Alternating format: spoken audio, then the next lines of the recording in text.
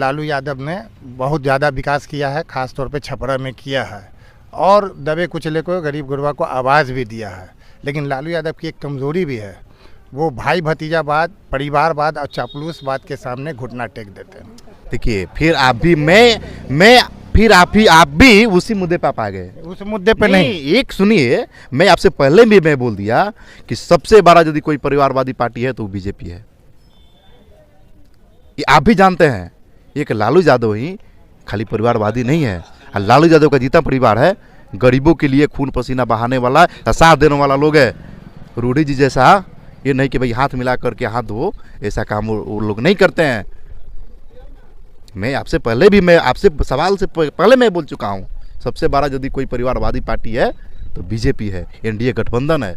जैसे चिराग पासवान का देख लीजिए, उनके पिताजी बहुत बड़े लीडर हैं, अभी इस दुनिया में नहीं है। चिराग पासवान है, वो अपने जीजा को लॉन्च कर रहे हैं, चाचा है, भतीजा है, कौन नहीं है उनके घर में बताइए? उससे भी कोई बड़ा परिवार है?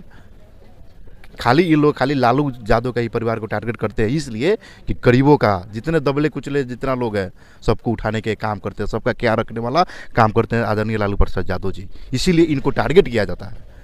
ये तो मोदी जी ने हिंदू और मुसलमान में लड़ाने के काम करते हैं। इनका यदि बस चले ना तो टोटल मुसलमान को कटवा देंगे ये लोग। देखिए राम के नाम पे इनको तो मुद्दा रखना चाहिए ना, शिक्षा का, बेरोजगारी जो है, इतने पानी पे जो बेरोजगारी है उसका मुद्दा बनाना चाहिए, शिक्षा पर रखना चाहिए, सिंचाई पे रखना चाहिए, जो डेली जो किसान जो आत्महत्या कर रहे हैं उनका मुद्दा बनाना चाहिए। उनका आय जो बोले तो दुगनी करेंगे, उनका कर्ज माफ़ी करेंगे। कर्ज माफ़ी का तो बात छोड़िए, उनका जो खून पसीना से जो सींचते हैं अनाज उसका तो सही दाम नहीं देते हैं। उसके चलते एक एक किसान आत्महत्या कर रहा है। उस पर बात नहीं करेंगे, ये बात करेंगे धर्म पे, राम का बात करेंगे। हम आपसे पहले बोले ना, सबके घरों में पूजा होती है, हम लोग भी पूजते हैं, लेकिन हम लोग पूजा करते हैं उनके नाम का व्यापारी हम लोग, और उनको बेचते नहीं हैं। मोदी जी उनको बेचने का काम करते हैं। गारंटी का मतलब हुआ जो कांग्रेस ने गारंटी दिया है, कांग्रेस का मैनिफेस्टो दे रख रहे हैं, हमें पूर्ण विश्वास है इस कांग्रेस ने देश को जो कुछ भी देश में दिख रहा है वो कांग्रेस का देन है। और देश, आप सुन रहे होंगे एक चीज़ और, मोदी जी कहते हैं देशभक्ति की बात, हम कहते हैं कि कांग्रेस से बड़ा देशभक्त इस देश में कौन है जी? राहुल गांधी से बड़ा देशभक्त कौन है इस देश में? राहुल गांधी ने अपने पिता को खोया है देश के लिए, वो अपने दादी को खोया है देश के लिए, जिन्होंने अपने परिवार को खोया इस देश के लिए, अपने दो परिवार को खो दिया, उससे बड़ा इस देशभक्त कौन? भाजपा के लोग कितने लोग शहीद हुए हैं जी पार्टी के एथी के लिए, देश के लिए? या नरेंद्र मोदी का परिवार में कौन शहीद हुआ है देश के लिए? लेकिन राहुल गांधी के परिवार ने आहुति दी है। इस देश के मिट्टी में राहुल गांधी के परिवार का खून है। आप उस चीज़ को, दिन को याद करिएगा तो पता चलेगा कि कौन देशभक्त है, कौन देशद्रोही है। ये लोग भाजपा के जो लोग हैं वैसे लोग सावरकर को पूछते हैं, सावरकर माफ़ी वीर कहे जाते हैं, और उसको वो लोग वीर कहते हैं। वो लोग माफ़ी मांग रहे थे अंग्रेजों से। तो इस चीज़ को पूरा जनता देख रही है और इस बार मूल्यांकन कर रही है कि कौन देशभक्त है और कौन देशद्रोह है। आप देखे होंगे चंदा वाला मामला में पाकिस्तान की कंपनी से इन्होंने चंदा लिया है, इलेक्टोरल बॉन्ड की बात, इलेक्टोरल बॉन्ड में। उसके बाद आपको देखिए गाँव काटने वाले से निर्यात करता, तो आप किस मामले, इस चंदा ने ही इनका धंधा क्लियर कर दिया है कि चंदा अगर ले रहे हैं तो देशभक्त कहते हैं तो पाकिस्तान से क्यों चंदा लिया? अगर आप कहते हैं धर्म वाली बात कहते हैं, गाय काटने वाले कंपनी से क्यों चंदा लिया? ये आप क्लियर कर दीजिए जनता के बीच में। ये एंड वक्त पे जो हमारा न्यायालय है, न्यायालय ने न्याय कर दिया है देश के साथ। उन्होंने इनका कलई खोल के रख दिया देश के सामने।